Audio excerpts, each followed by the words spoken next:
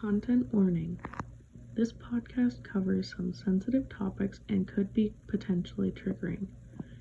You can skip this podcast if you do not want to hear about eugenics and sterilization.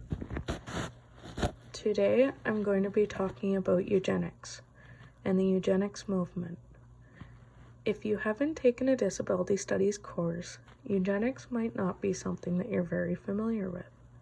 Before taking disability studies in my first year at King's, I had never heard of eugenics and knew nothing about it. And I think that's why it is so important to cover this topic so that more people can learn about it and become aware of what has happened in the past to people with disabilities. After taking that first disability studies class, the term eugenics has come up in various courses since then. Each time, I am always intrigued to learn more, to find answers to the questions I have regarding this topic. Now, you might be wondering, what is eugenics? Eugenics is the practice of selectively choosing who has children to promote a healthier society. In the 19th and 20th century, there was a practice occurring where many people were forcefully sterilized so that they could not reproduce and have children. People with disabilities were the target group with eugenics because the idea was that they were trying to breed out the quote-unquote bad disabled genes and produce a healthier society. This notion was created because there was a belief that disability was hereditary, so the idea was they would not allow the individuals inheriting these genes to have children. That way, eventually, these characteristics would no longer exist and society would be healthier in the long run. Before we dive further into the topic of eugenics and how it has impacted people with disabilities to this day, we need to look at the historical context first. With developmental psychology, there was a focus on childhood development. Developmental psychology, which was created by Charles Darwin, believed that children went from becomings to beings. Darwin theorized that based on a child's life and their experiences during childhood, that's what will determine the kind of adult they will become in society. Around this time, there was a major focus on what was considered quote-unquote normal. This rise in children being normal was due to the increase in compulsory schooling for children. This was when children were not reaching what was considered the standard level for their age group, which caused a divide of children who were quote-unquote normal and children who weren't. This is when Charles Darwin and his cousin, Francis Galton, hoped to improve humankind by promoting better genes. Social Darwinism promoted getting rid of people who were poor, non-productive, and undesirable. This is when eugenics was first introduced. There began to be intelligence tests administered to people to deem if they were below average and carrying quote-unquote bad genes or not. This is also around the same time institutionalization began, when people with disabilities were sent to live at institutions.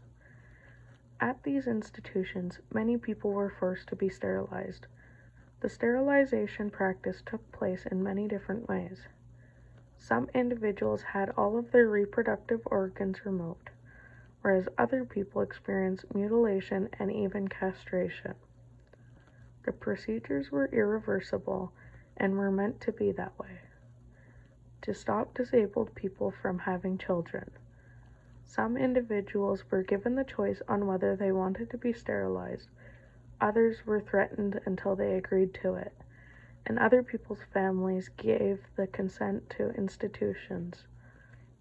In a lot of cases, though, there was no choice. The individual had no agency. They were not deemed as able to make that kind of decision, so the institution decided for them and forced many people to be sterilized. I I want to talk about a personal account of a woman who was sterilized to give more context on how much eugenics impacted the disabled community. In the 1996 film, The Sterilization of Leilani Moyer, it follows her personal experience with eugenics and how she was sterilized as a young woman. Leilani explains how she had some behavioral issues in school as a child due to her experiencing hunger and abuse at home. As a preteen, her mother dropped her off at the Missioner Center in Red Deer, Alberta, which was an institution for people with disabilities. As she spent years at this institution, they eventually gave her an IQ test. This test determined what they called her a quote-unquote moron, which determined that she would be unfit to have and raise children because her test scores was considered too low and there was a fear that she would pass on her low intelligence to her children. So in her mid-teens, the doctors lied to her and told her that she would be getting an appendix removal. It was not until a decade later, when she was married and trying to conceive a child, that she found out that she had been sterilized. She was then able to sue the government, but that does not make up for the loss that she experienced. Because of this IQ test, one single test, they thought that that was all they needed to decide that she needed to be sterilized, which impacted her whole future. The personal account of Leilani really gives context to someone's lived experience with eugenics and how greatly it impacted her and so many other individuals' lives.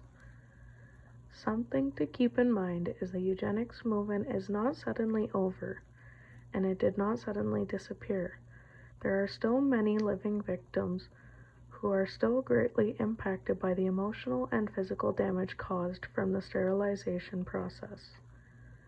Although people in Canada are no longer being sterilized based on their disability or ability, a lot of the ideology is still lingering.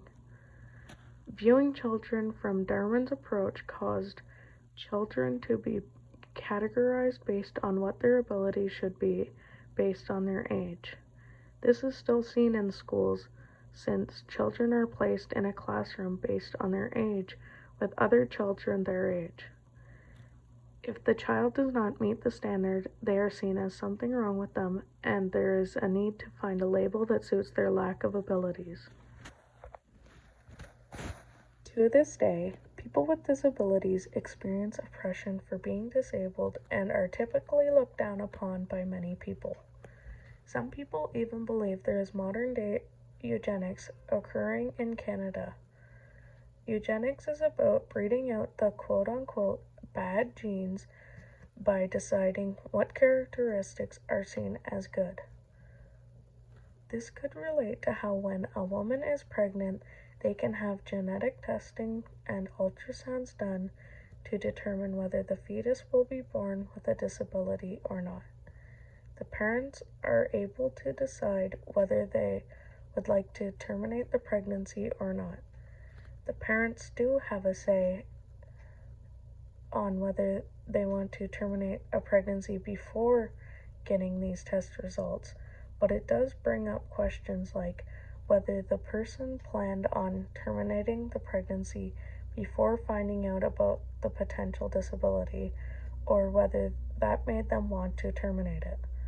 The fact that the termination is mentioned after finding out about the potential disability, I think, roots from the eugenics framework of getting rid of bad genes and breeding a healthier society. To some people, this concept could be considered modern-day eugenics, although it is a kind of controversial topic since it is still occurring every day in the society we live in. And I think that's why it is so important to cover this topic so that more people can learn about and become aware of what has happened in the past to people with disabilities and the oppression they face to this day.